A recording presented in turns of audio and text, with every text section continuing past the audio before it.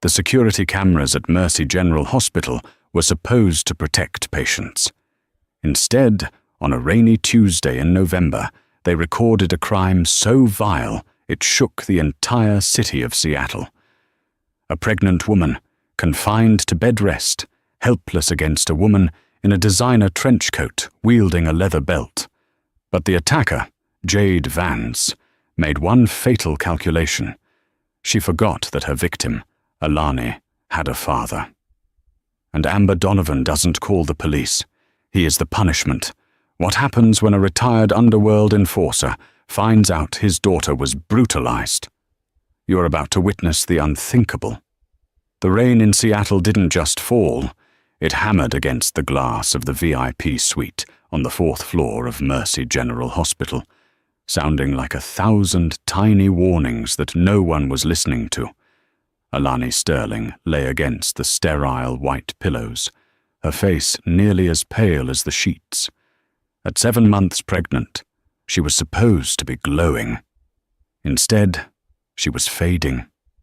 The doctors called it severe preeclampsia, a condition that turned her own body into a cage, spiking her blood pressure to dangerous levels. She was strictly confined to the bed. Standing up wasn't just difficult, it was a risk to the life of the baby girl growing inside her.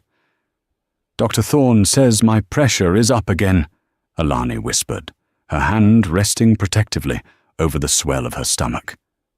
Standing by the window, staring out at the grey skyline, was Marcus Sterling. He was handsome in that sharp, manufactured way that money buys. Tailored Italian wool suit, hair swept back with precision, and a posture that screamed arrogance. He checked his Rolex for the 3rd time in 5 minutes. "You worry too much, Elle," Marcus said, not turning around. "Thorne knows what he's doing. I'm paying him enough." "It's not about the money, Marcus. I feel off, and you've been gone so much." Marcus finally turned, his eyes cold. "I'm closing the merger with the Kensington Group, Alani. This deal secures our future, secures her future." He gestured vaguely at her stomach. "I can't sit here holding your hand while the market fluctuates." Alani looked away, fighting back tears. Tears raised her blood pressure. She had to stay calm. But it was hard to stay calm when your husband, the man who promised to protect you, looked at you like you were an inconvenient piece of furniture. 2 years ago, when Alani married Marcus, she thought she had found a savior. She was the daughter of Amber Donovan, a man with a heavy, shadowed past in Boston's union scene, a man who solved problems with his fists so his daughter wouldn't have to. She had moved to the West Coast to escape that life, to find something legitimate and clean. Marcus was a tech investor. He was clean, or so she thought. "I have to go," Marcus said, grabbing his briefcase. "Late dinner meeting with the investors. I won't be back tonight." "Marcus, please, just stay for an hour. I'm scared." "Don't be dramatic, Alani. You have a nurse button. Use it." He didn't kiss her. He didn't touch her stomach. He just walked out the heavy oak door of the suite, leaving a lingering scent of expensive cologne and cold indifference. Alani closed her eyes, listening to the rain. She reached for her phone on the bedside table to call the one person who never made her feel like a burden, her father, Amber. But she hesitated. Amber was old school. If she told him Marcus was being cold, Amber would fly out here and cause a scene. She didn't want violence. She wanted a family. She put the phone down. 10 minutes later, her phone buzzed. It wasn't a call. It was a notification from her bank app, a joint account alert. Transaction, $2,500, the Onyx Room, 8:15 p.m. The Onyx Room wasn't a restaurant for investor meetings. It was a high-end lingerie boutique downtown. Alani's heart hammered against her ribs. The monitor beside her bed began to beep faster. Beep, beep, beep. She tried to rationalize it. Maybe he was buying a gift for her. To apologize? But Marcus hadn't bought her lingerie in a year, and certainly not when she was 7 months pregnant and swollen with edema. The door to her hospital room clicked open. Alani looked up, expecting the nurse with her evening medication. It wasn't the nurse. Standing in the doorway was a woman Alani had never met, but instantly recognized from the instinctive pit in her stomach. She was stunning in a terrifying way. Jet black hair, crimson lipstick, and wearing a trench coat that looked like it cost more than the hospital wing. She wasn't holding flowers. She was holding a lit cigarette, indifferent to the oxygen signs on the wall. "So," the woman said, her voice like crushed velvet and broken glass. "This is the wife." "You can't smoke in here," Alani said, her voice trembling. "Who are you?"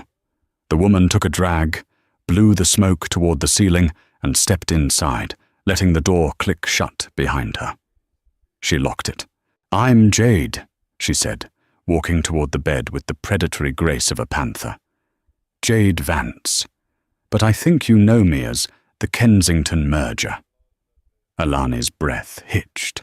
"What?" "Marcus tells you he's working on the Kensington deal." Jade laughed, a cruel, dry sound. "Honey, I am the work. I've been the work for 6 months." Alani's hand gripped the bedsheet. "Get out. I'm calling security." She reached for the red button on the rail of her bed. Jade moved faster than anyone in heels should be able to. She slapped Alani's hand away hard, the sound cracking through the quiet room. "Don't touch that," Jade hissed, her face inches from Alani's. "We need to have a chat. Woman to cow." Jade looked Alani up and down, her expression twisting into pure disgust. "Look at you. You're bloated. You're pathetic. Marcus talks about you, you know. He says sleeping with you is like sleeping with a wet sponge. He hates coming here." "He loves me," Alani stammered, tears finally spilling over. "We're having a baby." "A baby?" Jade scoffed. She stood up and began to unbuckle the belt of her trench coat. It was a thick, designer leather belt with a heavy gold buckle. She pulled it off the loops, snapping it between her hands. "That baby is the only reason he hasn't divorced you yet, Alani. He's waiting for the kid to be born so he can take custody and kick you back to whatever trailer park you crawled out of. But me? I'm impatient. I don't like waiting." "What do you want?" Alani sobbed. The heart monitor was racing now, a chaotic rhythm filling the room.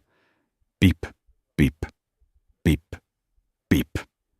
"I want him to be free," Jade said. "And you're the anchor." Jade stepped closer. "He bought me a bracelet tonight. Diamond. Beautiful. But I told him I needed to run an errand." "Please," Alani begged, realizing with horror that there was no one to help her. The nurse's station was down the hall. The storm outside masked the noise. "I'm pregnant. Please don't hurt me." "That's exactly why it hurts him. And that's why you'll leave," Jade said. Jade raised the belt. The first strike didn't hit Alani's face. It hit her leg, the heavy leather slashing across her thigh through the thin hospital blanket. Alani screamed, a high-pitched sound of shock and pain. "Shut up!" Jade shrieked. She swung again. This time, the gold buckle caught Alani's shoulder, tearing the hospital gown. Alani curled into a fetal position, desperately covering her stomach with her arms. "Not the baby! Please, not the baby!" she screamed. "Look at you!" Jade yelled, seemingly fueled by the adrenaline of violence. She struck again, the belt whipping down with a sickening crack. "You're weak! You're nothing! You think he wants this? You think he wants a sick, fat wife?" Alani couldn't fight back. She couldn't stand up. Every movement sent waves of dizziness through her head. She was trapped in the bed, a prisoner of her own body. Jade struck her arm, leaving a rising red welt. Then she grabbed Alani's hair, yanking her head back against the pillows. "You're going to file for divorce," Jade hissed, her spit landing on Alani's tear-streaked face. You're going to tell him you lost the baby, or that it's not his. I don't care what you say. But you are going to disappear." Jade raised the belt one more time, aiming for Alani's exposed ribs. Alani closed her eyes and screamed, a primal sound of agony and terror. The belt came down hard. Suddenly, the door handle jiggled, locked. "Ms. Sterling?" A nurse's voice came from the hallway. "Is everything okay?" Jade froze. She looked at the door, then back at Alani. Panic flashed in her eyes, but it was quickly replaced by a sneer. She leaned down, whispering into Alani's ear. "You tell them you fell. You tell them you had a nightmare. If you mention my name, if you tell Marcus I was here, I know where your mother lives in Boston. I know about your sister in Portland. I will burn your life down." Jade grabbed her purse, shoved the belt back through her coat loops and went to the window. It was a 4th-story suite, but there was a fire escape landing just outside the ledge. She unlatched the window, letting the wind and rain howl into the room. "Remember, Alani, you fell." Jade climbed out into the storm just as the nurse used a master key to override the lock. The door swung open. The nurse, a young woman named Sarah, gasped. The room was a wreck. The window was open, rain soaking the floor, and Alani was curled in a ball, her gown torn, welts rising on her skin, sobbing uncontrollably as she clutched her belly. "Oh my God!" Sarah yelled, rushing to the bedside. "Code Purple, I need help in 404. We need security." Alani couldn't speak. She could only shake. The pain was physical, yes, but the psychological terror was worse. She knew Marcus wouldn't believe her. He would take Jade's side. He would say Alani was hallucinating from the medication. She was alone. Sarah grabbed Alani's hand. "Who did this? Alani, who did this?" Alani looked at the open window, then at the nurse. She thought of the threat against her family. She stayed silent. But as the doctors rushed in to check the fetal heartbeat, Alani made a decision. She wouldn't call the police. The police needed evidence, and Jade was rich, and Marcus was powerful. They would bury this. She needed an equalizer. As the doctors sedated her to stop the contractions triggered by the stress, Alani whispered one name. "Amber." "Who?" the doctor asked, checking her pupil response. "Call Amber Donovan." 3,000 miles away, in a dimly lit social club in South Boston called the Rusty Anchor, the air smelled of stale beer and old secrets. It was a place where men went to be forgotten, or to remember things they shouldn't. Amber Donovan sat at a corner booth, nursing a black coffee. At 62, he didn't look like a monster. He looked like a grandfather. He wore a grey newsboy cap, a thick wool sweater, and his hands, calloused and scarred, rested quietly on the table. But the men in the room gave him a wide berth. They knew who he was. They knew that in the 1980s and 90s, Amber was the man the mob called when they needed a problem to simply cease existing. They called him the Eraser. He had retired 15 years ago for one reason: Alani. He wanted her to have a life where blood was something you saw only when you scraped your knee, not something you washed off your hands in the kitchen sink. His phone buzzed on the table. It was an unknown number with a Seattle area code. Amber didn't like unknown numbers. He picked it up. "Donovan." "Mr. Donovan?" The voice was shaking. Female, young. "My name is Sarah. I'm a nurse at Mercy General in Seattle. Alani asked me to call you." Amber's spine stiffened. The air in the booth seemed to drop 10 degrees. "Is she alive?" "Yes," Sarah said quickly. "But there was an incident. She's in the high-risk unit." "She's hurt, Mr. Donovan. Badly. She claims she fell, but the injuries aren't consistent with a fall. She's terrified. She wouldn't let us call the police. She just kept begging for you." Amber didn't ask what happened. He didn't ask for details. He knew the code. Don't call the police. Call Dad. That meant the threat was personal. That meant the law couldn't fix it. "I'm coming," Amber said. "Don't let anyone in that room except medical staff. Not her husband. Not anyone. Do you understand me?" I can try, but her husband, Marcus, I don't care who he is," Amber interrupted, his voice a low rumble that made the hair on Sarah's arms stand up 3,000 miles away. "If he tries to enter, you tell him her father is on a plane, and he's bringing the old days with him." Amber hung up. He stood, dropping a $20 bill on the table. He walked out of the bar, into the Boston chill. He didn't go home to pack clothes. He went to a small storage unit on the outskirts of the city. Inside, he bypassed the boxes of old tax returns and went to a floor safe in the corner. He dialed the combination. Inside lay a stack of cash, $50,000, and a leather tool roll. He didn't take a gun. Guns were loud. Guns made headlines. Amber preferred tools that encouraged conversation. He took the cash, the tool roll, and a burner phone. 6 hours later, Amber Donovan walked into Mercy General Hospital. He looked like a tired old man from coach class, carrying a duffel bag, but his eyes were scanning everything. The security cameras, the exits, the shift rotation of the guards. When he reached the 4th floor, he found Nurse Sarah at the station. She looked exhausted. "Mr. Donovan?" she asked. Amber nodded. "Where is she?" Sarah led him to room 404. "She's sedated, but waking up. Marcus, her husband, hasn't been here. He called once to say he was busy with a merger closing." Amber's jaw tightened. "Good. Keep him away." Amber entered the room. The lights were dimmed. The sound of the fetal heart monitor was a steady, rhythmic gallop, the only sign of hope in the room. Amber approached the bed.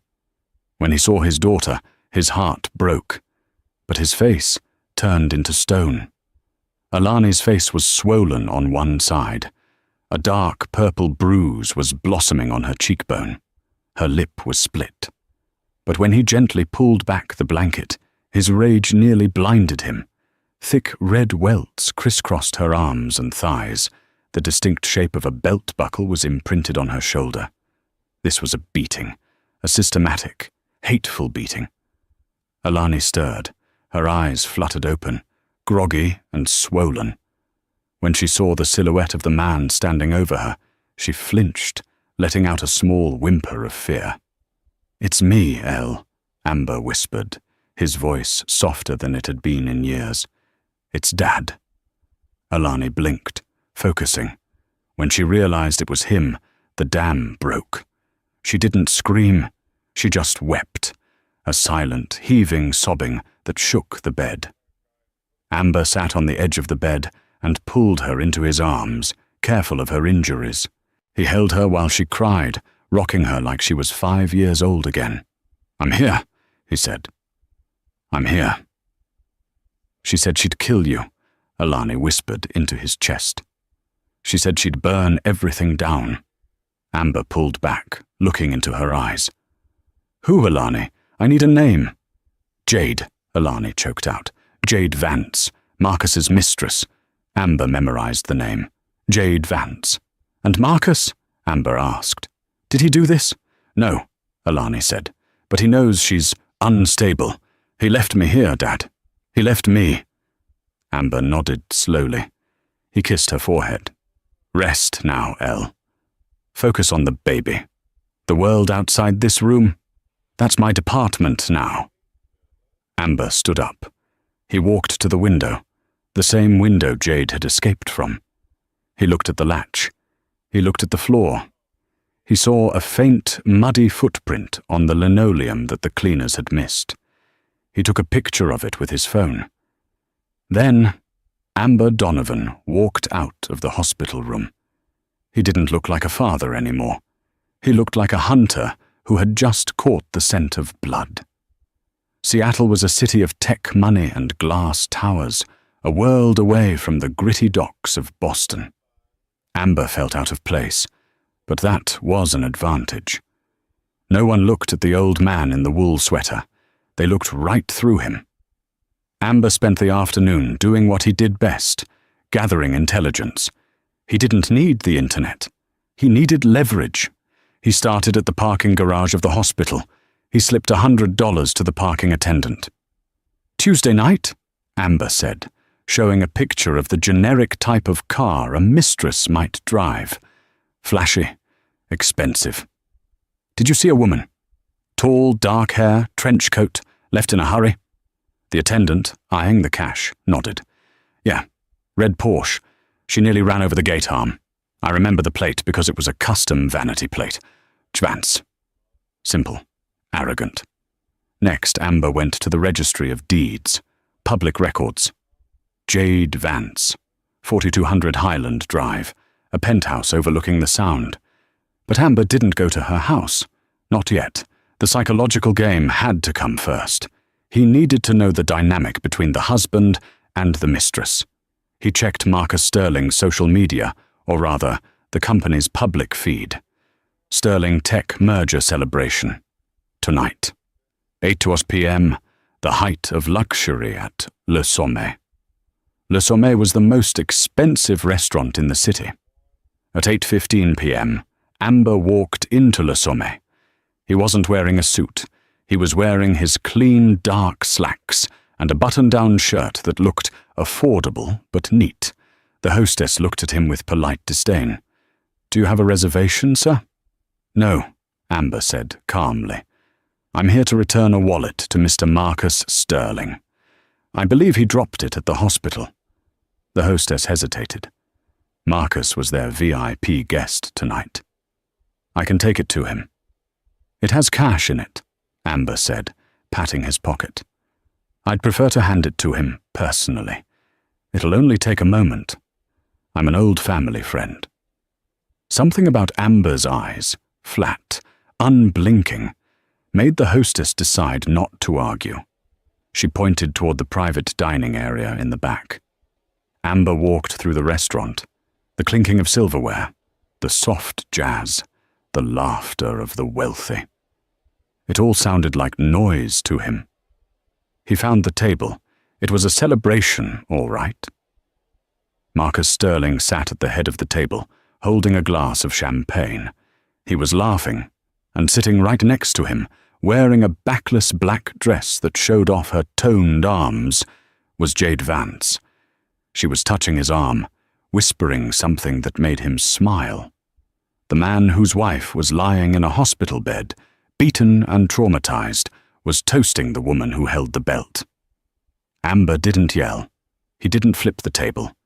He walked up behind Marcus and placed a heavy hand on his shoulder. Marcus turned, annoyed. "Excuse me, we are in the middle of a—" He stopped. He recognized the eyes. He had only met Amber once, at the wedding, and he had dismissed him as a washed-up blue-collar nobody. But seeing him here, out of context, was jarring. "Amber," Marcus said, his voice confused. "What are you doing here?" The table went quiet. Jade looked up, her eyes narrowing. She didn't know who Amber was. She just saw an old man interrupting her victory lap. "Who is this, Marcus?" Jade asked, taking a sip of her wine. Amber ignored her. He kept his hand on Marcus's shoulder, squeezing slightly, just enough to hit the nerve cluster near the neck. Marcus winced, trying to pull away, but Amber's grip was like a vice. "I visited Alani today," Amber said. His voice was conversational, almost pleasant. Marcus turned pale. Is the baby okay?" "The baby is fighting," Amber said. "Alani is fighting. But she looks terrible, Marcus. She looks like she went 12 rounds with a prize fighter." "It's the preeclampsia," Marcus said quickly, glancing nervously at his investors around the table. "She's very sick. Amber, we can talk about this later. This is a business dinner." "Is it?" Amber looked at Jade. He looked at the diamond bracelet on her wrist. He looked at the way her leg was draped over Marcus's under the table. "And who is this?" Amber asked. "I'm his business partner," Jade said, her voice sharp. "And you are rude. Security?" She waved her hand for a waiter. Amber smiled. It was a terrifying smile. It didn't reach his eyes. "Business partner?" Amber repeated. He leaned down, bringing his face close to Marcus's ear. "Alani told me about the fall, Marcus. She told me how clumsy she was." Marcus let out a breath he didn't know he was holding. He thought the lie had held. Yes, it was a terrible accident. She fainted. Amber released Marcus's shoulder. He patted him on the back, hard. "Accidents happen," Amber said, loud enough for the whole table to hear. "The world is a dangerous place. Stairs, windows, belts." Jade froze. Her wine glass paused halfway to her lips. She stared at Amber. The mention of the belt was specific. It was a message. Amber locked eyes with Jade. For 10 seconds, nobody moved. Amber let her see the darkness in him. He let her see the man who used to make people disappear in the Boston harbor. "I just wanted to say hello," Amber said, "and to tell you that I'm staying in town until the baby is born. I'll be taking care of Alani's security personally from now on." Amber reached into his pocket. He didn't pull out a wallet. He pulled out a single, long roofing nail. It was rusty. He set it gently on the white tablecloth next to Jade's plate. "I found this near your car," Amber lied smoothly. "You should be careful where you drive, Miss Vance. You never know what's waiting in the road." He turned and walked away. The table was silent. "What the hell was that?" one of the investors asked. Marcus was shaking. He knew Amber was threatening them, but he didn't know how much he knew. Jade, however, was furious. She stared at the rusty nail on the pristine tablecloth. She wasn't scared. She was insulted. She was the daughter of a senator, a wealthy socialite. Who was this old mechanic to threaten her? "Excuse me," Jade said, standing up. "I need to use the powder room." She grabbed her purse and followed Amber out. She caught him in the lobby of the restaurant. "Hey!" she shouted. "Old man!" Amber stopped and turned. They were alone in the marble hallway near the coat check. "You think you can walk in here and intimidate me?"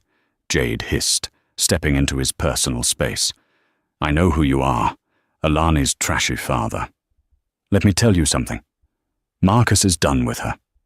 She's a vessel for his heir, and that's it. Once that brat is born, she's out."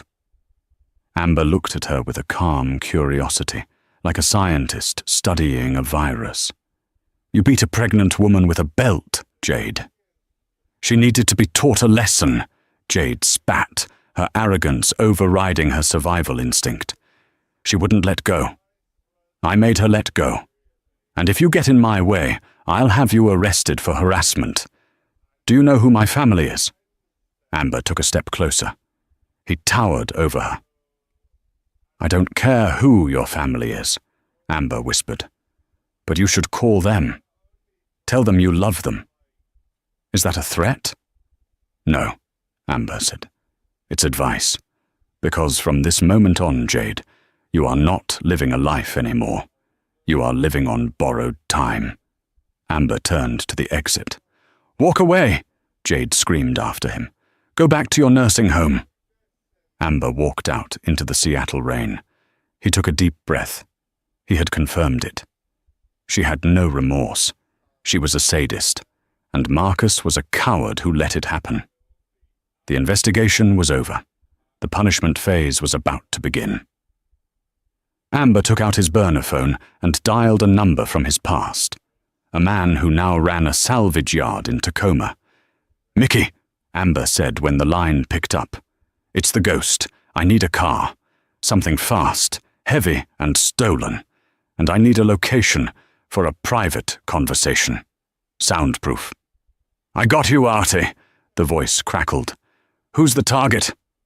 "2 of them," Amber said, watching through the restaurant window as Jade returned to the table, laughing, tossing the rusty nail into an ashtray. "I'm going to teach them the difference between pain and suffering." 3 days later, the rain had stopped, leaving Seattle under a blanket of suffocating grey fog. Amber had been busy. He hadn't been back to the hospital, communicating with Nurse Sarah only via text to ensure Alani remained safe and isolated. "Visitor restrictions strict," he had ordered. "Tell Marcus the doctors suspect a viral infection. No visitors allowed, not even him." It was a stall tactic, and it worked.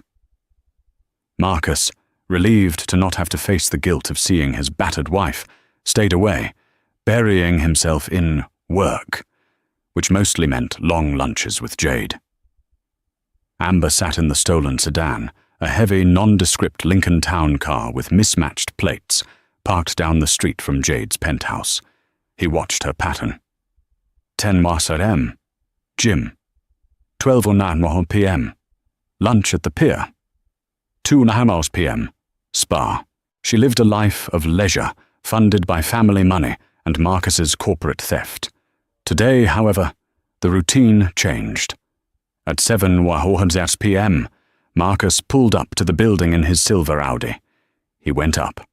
An hour later, they both came out, dressed for a gala. They got into Marcus's car. Amber followed.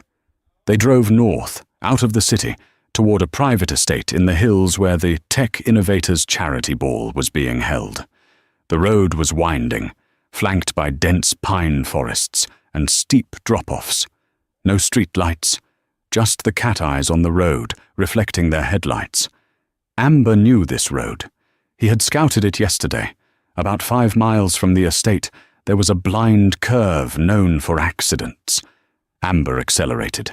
The Lincoln's V8 engine roared to life. He wasn't going to ram them off the cliff. That was messy, and he didn't want them dead. Not yet. He pulled up alongside the Audi on a straight stretch. Marcus looked over, confused by the aggressive driving of the old sedan. Amber rolled down his window. He was wearing a ski mask. He pointed a finger at Marcus, a gun shape, and then swerved hard towards them. Marcus panicked. He jerked the wheel to the right. The Audi's tires lost traction on the damp asphalt. The car spun, skidding sideways across the gravel shoulder and slamming nose first into a drainage ditch. Airbags deployed with a dusty poof. Steam hissed from the radiator. Amber pulled the Lincoln over 50 yards ahead, blocking the road. He killed the engine. The silence of the forest returned, broken only by the hissing of the Audi. He walked back toward the wreck, carrying a tire iron. He reached the driver's side. Marcus was groaning, blood trickling from his nose. Jade was screaming in the passenger seat, clutching her chest. "My dress! You ruined my dress!" she shrieked, seemingly more concerned with silk than safety. Amber smashed the driver's side window with one efficient swing of the iron. Glass shattered over Marcus. "Get out!" Amber commanded, his voice muffled by the mask. Marcus scrambled out, hands up. "Take the wallet, take the watch, just don't shoot!" Amber grabbed Marcus by the collar of his tuxedo and threw him onto the muddy ground. "Get her out!" Amber pointed at Jade. Marcus hesitated. Amber swung the tire iron, stopping an inch from Marcus's knee. Marcus yelped and scrambled to open the passenger door. He dragged a hysterical Jade out of the car. "Who are you?" Jade screamed. "Do you know who we are?" Amber ripped the mask off. The moonlight hit his face. The cold, hard lines of a father who had seen his daughter's bruises. Marcus gasped. "Amber!" Jade went silent. Her eyes widened in recognition. The old man from the restaurant. "I told you," Amber said calmly. "The road is a dangerous place." "You're crazy," Marcus stammered, backing away. "This is assault, kidnapping. I'll have you buried." "You tried to bury my daughter," Amber said, stepping forward. You let this woman treat her like a punching bag because you were too weak to end a marriage like a man." "It wasn't like that," Marcus pleaded. "I didn't know she was going to hurt her. I wasn't there." "Ignorance is not an alibi," Amber growled. He looked at Jade. She was trembling now, the cold reality setting in. This wasn't a socialite squabble. This was street justice. "And you," Amber said to Jade. "You like belts." Amber reached into the deep pocket of his coat. He pulled out the belt. The belt! He had retrieved it from the hospital room floor where Jade had dropped it in her haste, hidden under the bed. It still had the faint, dark stain of Alani's blood on the leather. Jade let out a strangled sob. "No! Please!" Amber tossed the belt onto the muddy ground between them. "Pick it up!" Amber ordered Marcus. "What?" Marcus stared at the belt. "Pick it up!" Amber raised the tire iron. Marcus scrambled to grab the belt. His hands were shaking so hard the heavy gold buckle rattled. "She beat your wife with that," Amber said, his voice dropping to a terrifying whisper. "She beat your unborn child with that, while you were buying her diamond bracelets." Amber pointed at a large oak tree a few feet away. "Tie her to the tree." "No!" Jade screamed, trying to run. Amber didn't run.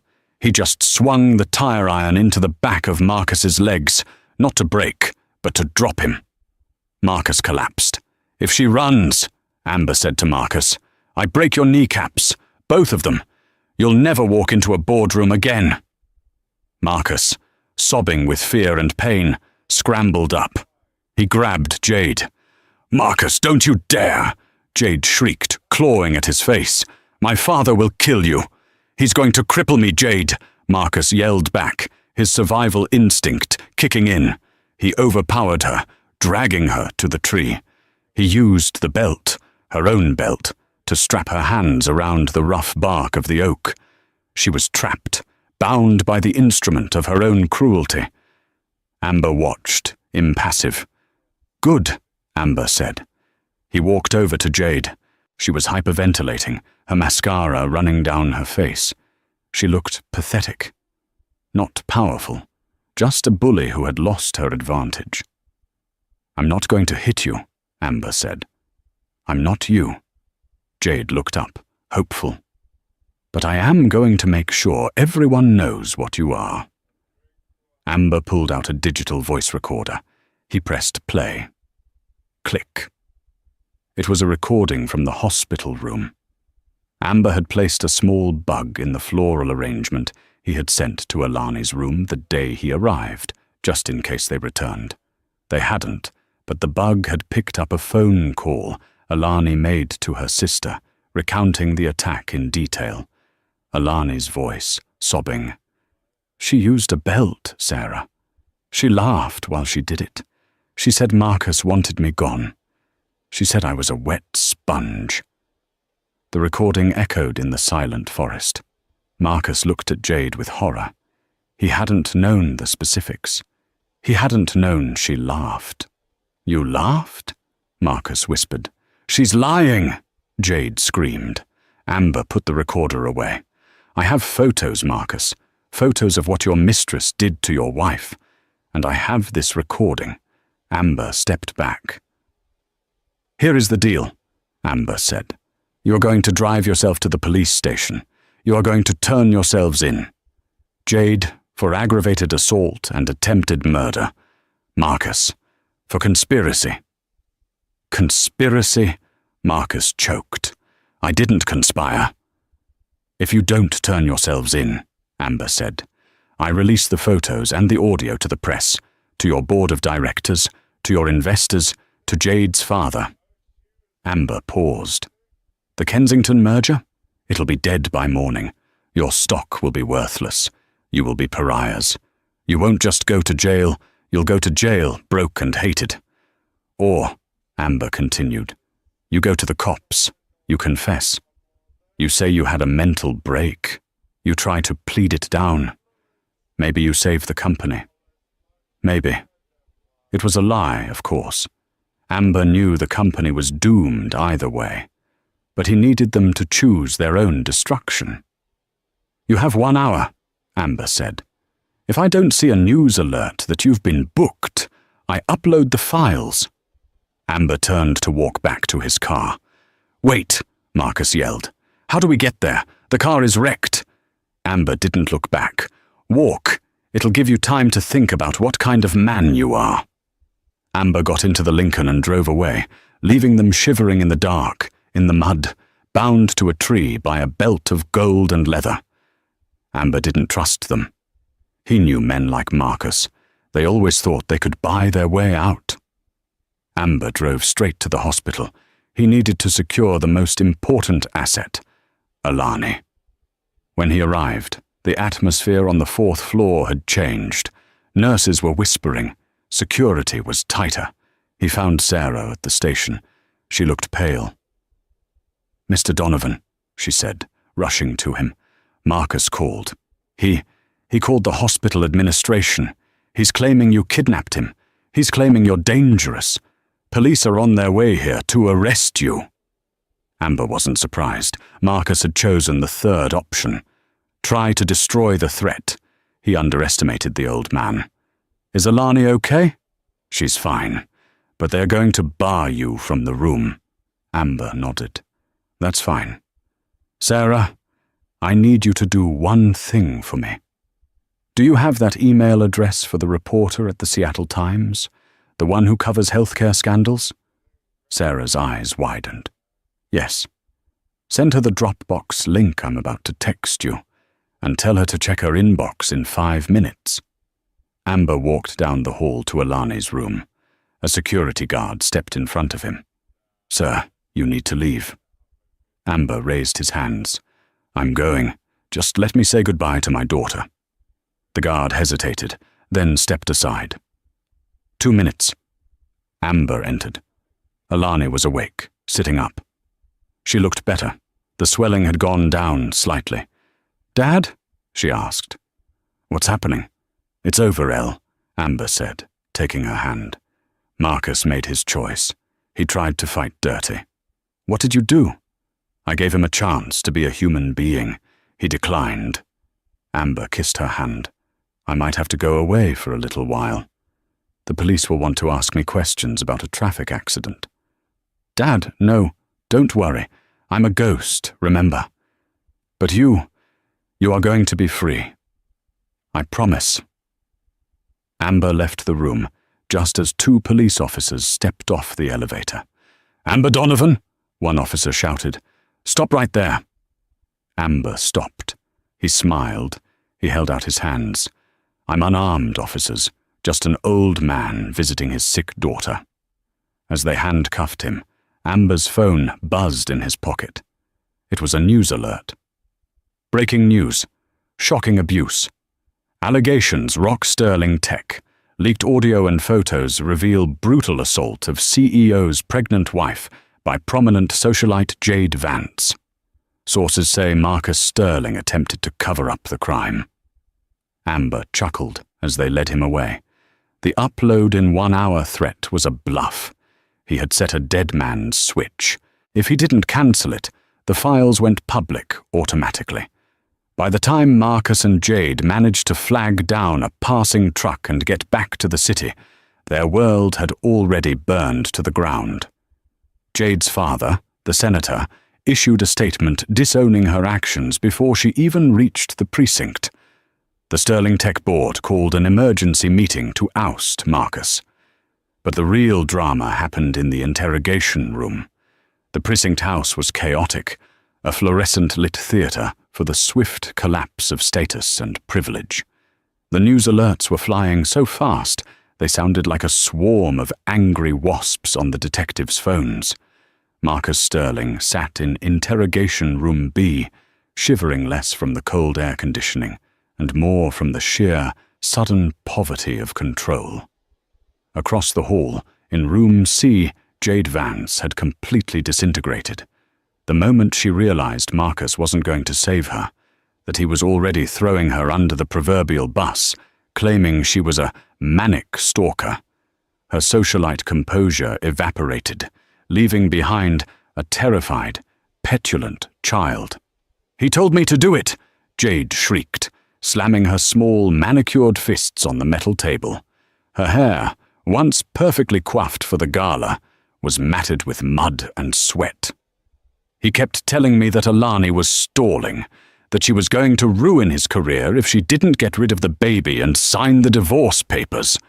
He said he couldn't touch her because of the cameras, so I had to do the dirty work." Detective Ramirez, a woman who had seen the worst of Seattle's corporate depravity, leaned back in her chair, watching Jade's tantrum with weary detachment. "So Mr. Sterling told you to commit aggravated assault on his pregnant wife? He commissioned it. He said it was necessary due diligence. He drove me there. He paid for the belt," Jade wailed, her narrative flipping entirely from denial to full-blown self-preservation through maximum incrimination. He was so desperate for the Kensington merger capital, he was going to lose everything. He said if the baby died, the prenuptial agreement was null and void, and he could keep the trust. Ramirez made a note. Motive: financial, coupled with attempted prenatal homicide. The case just got upgraded. Meanwhile, Marcus was spinning a frantic, self-serving web that was already catching him by the throat. "I am the victim here, detective," Marcus insisted, his voice cracking with indignant fear. "This is clearly a hostile takeover, orchestrated by Amber Donovan. He is a known Boston mobster. I was trying to keep the peace. He's using my sick wife and my mistress's unstable tendencies to steal my company. Kidnapping. That's what this is. He attacked us on the road." Detective Smith, a younger, more cynical man, placed a printed photo on the table. It was a close-up of Alani's lacerated shoulder, the distinct pattern of the belt buckle clearly visible. "Mr. Sterling," Smith said slowly, "this assault happened before your alleged kidnapping. You went to dinner with the perpetrator, knowing your wife was in ICU. You didn't report the crime. You covered it up. And we have Miss Vance's statement, currently naming you as the mastermind." "She's lying! She's mentally ill!" Marcus shouted, lunging forward. Smith didn't flinch. "We also have records of a joint account transaction, $4,500 at the Onyx Room, a high-end lingerie boutique. The purchase was made minutes before Ms. Vance arrived at the hospital. A transaction for a specific, thick leather belt with a large gold buckle, matching the markings on Ms. Sterling's body." The air went out of Marcus. He stared at the receipt, a mundane piece of paper that had just sealed his ruin. He hadn't realized the store kept such detailed transaction logs. He thought he had just bought an expensive accessory. He had bought a weapon, and worse, a digital trail of evidence. He had purchased the instrument of his downfall using his own money.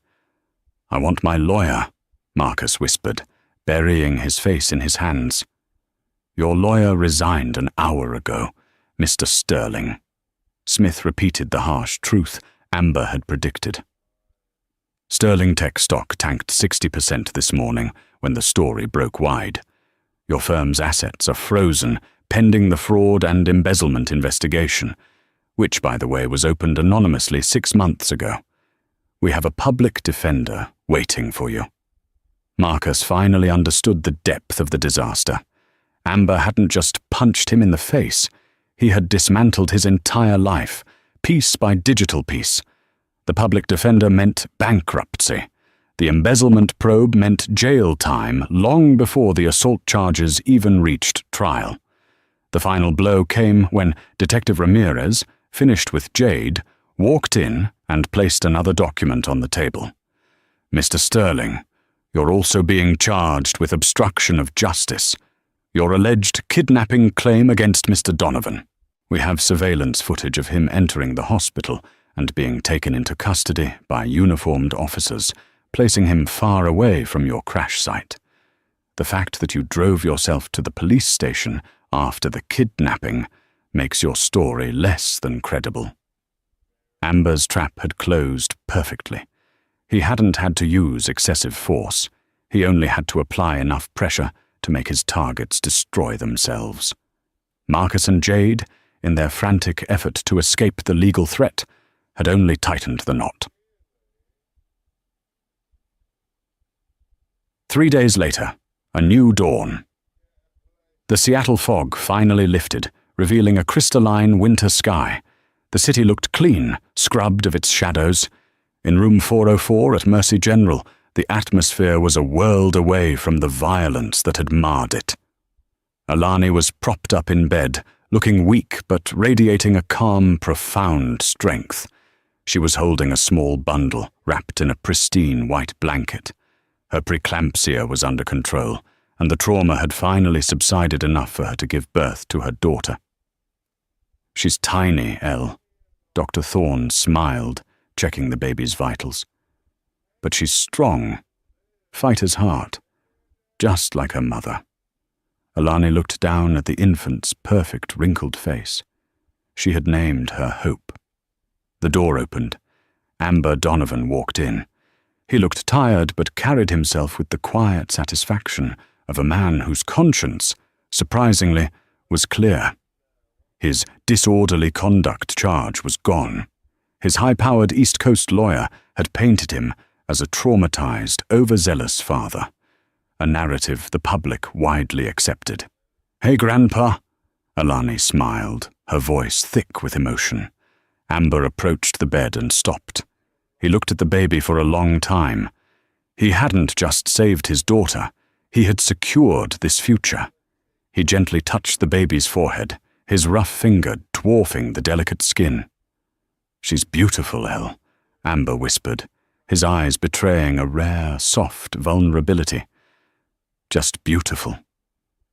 "The doctors said the stress almost killed her," Alani said, tears welling in her eyes.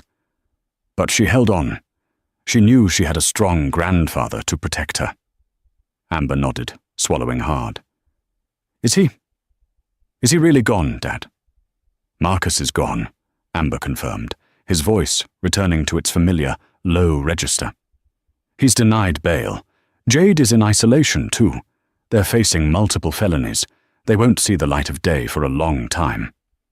Alani's relief was palpable, but a shadow of financial anxiety crossed her face. "But the company, Dad?" "Marcus always said I was entitled to nothing if the merger failed. The Sterling Tech stock is worthless. How will I raise her? I have nothing." Amber pulled a chair up to the bedside and leaned in conspiratorially. He pulled a thick, legal-sized envelope from his coat pocket. "About that," Amber said, with a slight, almost imperceptible smile. "You remember how desperate Marcus was for the Kensington Group merger? He said it was the only thing that could save his company, right? He was running on fumes, Elle. Embezzlement, hidden debts, terrible management." Alani nodded, confused. "Well," Amber continued, "when you first mentioned this Kensington Group 6 months ago, I made some calls. I have friends in investment banking, the kind of friends who don't ask questions about the source of the capital. I had them set up a holding company, and quietly, over the last half year, that holding company bought up the majority of the Kensington Group's outstanding debt." He paused for dramatic effect, letting the weight of the realization sink in. Marcus was negotiating with a firm owned, indirectly, by me. He was desperate to sell Sterling Tech to me, believing he was selling it to a nameless, faceless equity firm. He was too arrogant to do the thorough due diligence and find the true beneficial owner. Amber handed her the envelope. Alani pulled out the documents. They were legal deeds of sale and ownership transfer. The buyer of record for Kensington Group was listed as the Hope Sterling Trust. Alani stared at the name, then at her baby, then back at her father. You bought the company he was trying to merge with?" "I didn't just buy the company," Amber said, his eyes glittering with triumph.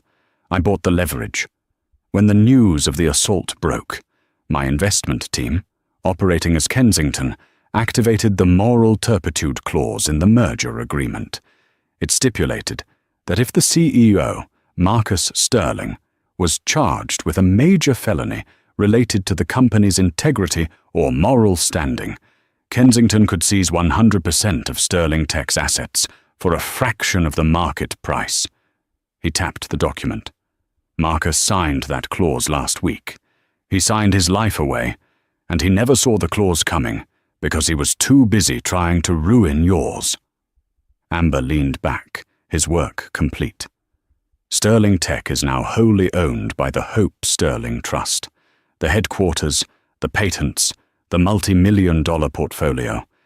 It's all yours, Alani. The house you hate, it's yours. The bank accounts, once unfrozen, belong to the trust. He is going to prison knowing that his wife, whom he beat, and his daughter, whom he wished dead, are living in his house, controlling his fortune and running his company. It was a total, absolute reversal of fortune. Marcus had sought to destroy his wife's life to secure his wealth. Instead, his wife's father had used that same greedy desire to legally and systematically strip him of every single asset he possessed. Alani buried her face in her father's shoulder, sobbing with overwhelming relief. You didn't just save me, Dad. You gave us a future. That's what fathers do, Amber said simply, stroking her hair. You wanted to escape the darkness, Alani. I made sure that when you came out into the sunlight and you owned the field.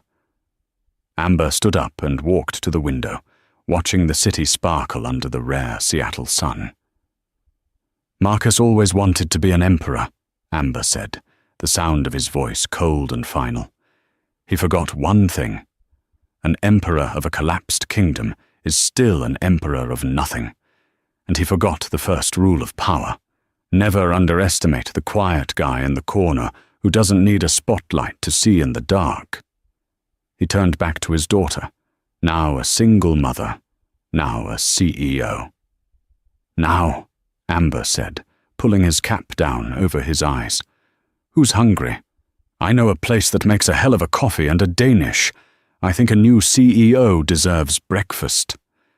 Alani laughed, a genuine, joyful sound that hadn't been heard in that room in weeks. It was the sound of a woman who was not only free, but immensely powerful. The nightmare was over. Amber Donovan, the ghost from Boston, had done the unthinkable. He had delivered justice, not just through punishment, but through absolute surgical restoration. He hadn't sought revenge. He had merely corrected the balance sheet of life. And that, ladies and gentlemen, is how the hunter became the prey. Marcus Sterling and Jade Vance thought they were untouchable, protected by wealth and arrogance. They thought Alani was just a wet sponge to be discarded.